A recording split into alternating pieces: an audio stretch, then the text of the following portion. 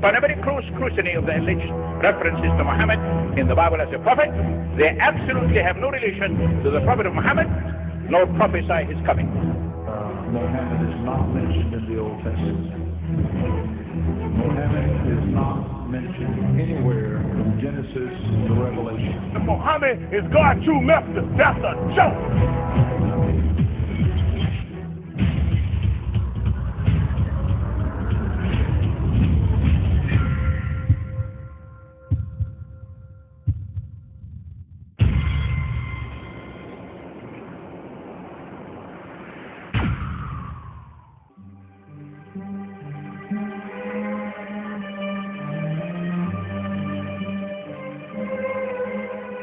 Lo, we inspire thee as we inspired Noah and the prophets after him, as we inspired Abraham and Ishmael and Isaac and Jacob and the tribes, and Jesus and Job and Jonah and Aaron and Solomon, and as we imparted unto David the Psalm.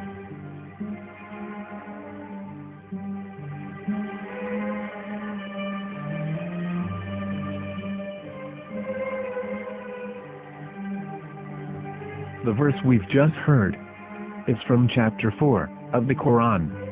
In the verse, God is affirming to humanity that Muhammad is indeed the recipient of a divine guidance, just as Noah, Abraham, and the rest of the prophets. However, some Christians and Jews today don't believe that Muhammad was a prophet and the covenant that God made with Abraham.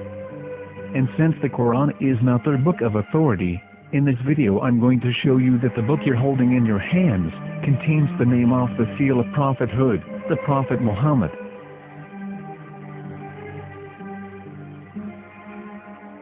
As known, the Old Testament was preserved in the Hebrew language. In the 5th chapter of the Shir HaShirim, which is one of the 5 Megillat or sacred scrolls that are part of the Hebrew Bible, or for short the Song of Solomon, as Christians know it today. That chapter is discussing someone. Jews will say it is discussing Solomon, while Christians will say it is discussing Jesus. Considering this is the Songs of Solomon, it would seem logical that it is discussing Solomon. The verses describing this mystery man have the narrator's speech conjugated in the feminine, meaning it is a woman who is describing this man. So it is possible that it is one of Solomon's wives discussing her husband Solomon. However, Christians assert that Jesus is being discussed, and that the chapter is describing a man who was not yet alive at that point. A prophecy.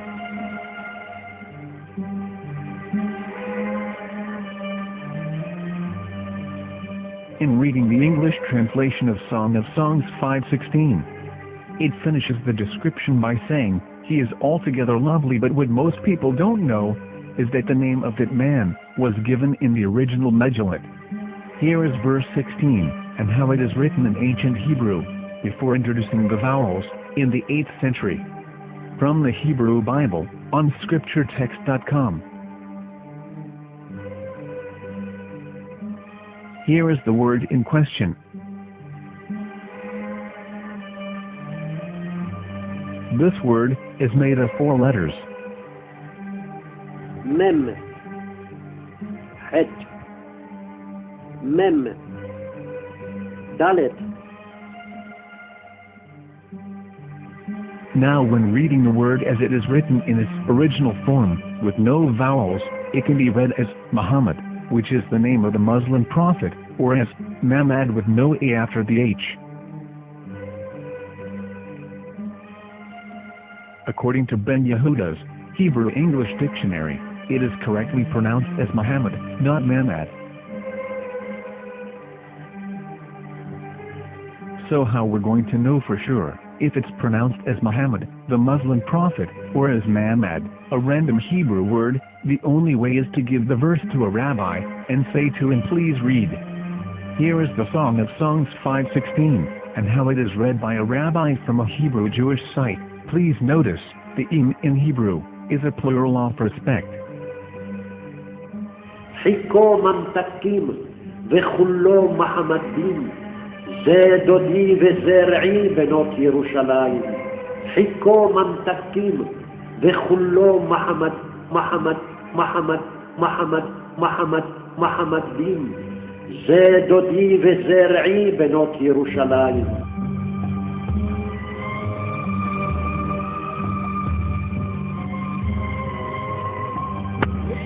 Coming out from the darkness, there are no other gods but God, and Muhammad is his messenger.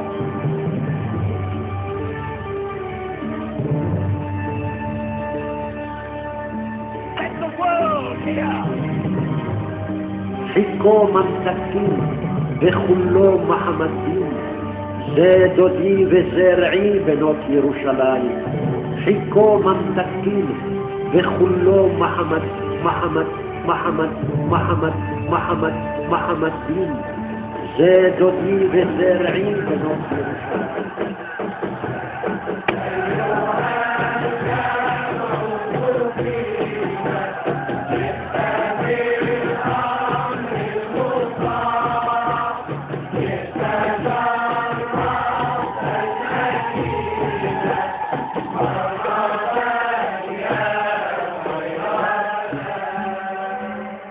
Here is the famous SDL translation tool, which includes a professional human translation as well as an online translation.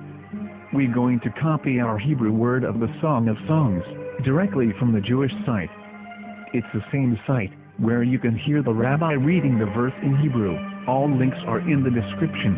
So, we're going to copy the word and paste it, and ask, please translate.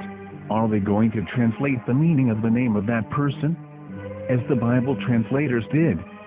Which is the praised and the lovely one, or are they going to keep the name as it is? Well, see it yourself. Here is the World Lingo Translator. The result is the same. It's Muhammad.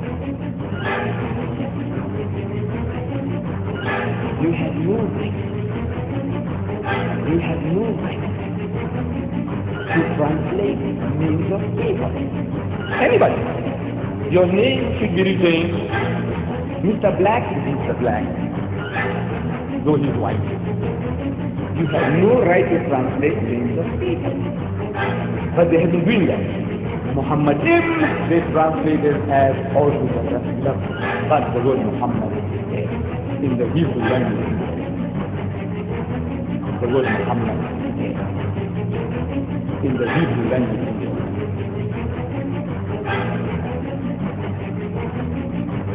I will tell you a story from my own personal experience. Years ago, I used to spend every Sunday afternoon in a place called Speaker's Corner. And in my years down there, I got to know a Jewish rabbi. He was a very nice man. He used to listen to me, and he was always very polite and talked about Islam in a very nice way. And one day, during one of our conversations after some years, I thought that it was about time I should invite him to Islam. So I said to him, you know, my friend, we have been talking now for many years, and even you have admitted to me that Muhammad is a prophet. So why then do you not embrace Islam? He said to me, we Jews, we never change our religion. I said, but half of the rabbis of Medina became Muslims. He said, that is true, but still, we Jews never change our religion. I thought, what can I say to him? He looked at me and said, listen to me, my friend. God sent to us a prophet Moses, and we didn't even listen to him. Do you think we're going to listen to another prophet after him? From another tribe? From another people? When he said that, I had nothing left to say. He knew that Muhammad was a prophet. In fact, another rabbi also came up to me and he said to me, we know Muhammad is a prophet, and he quoted to me a passage from the Bible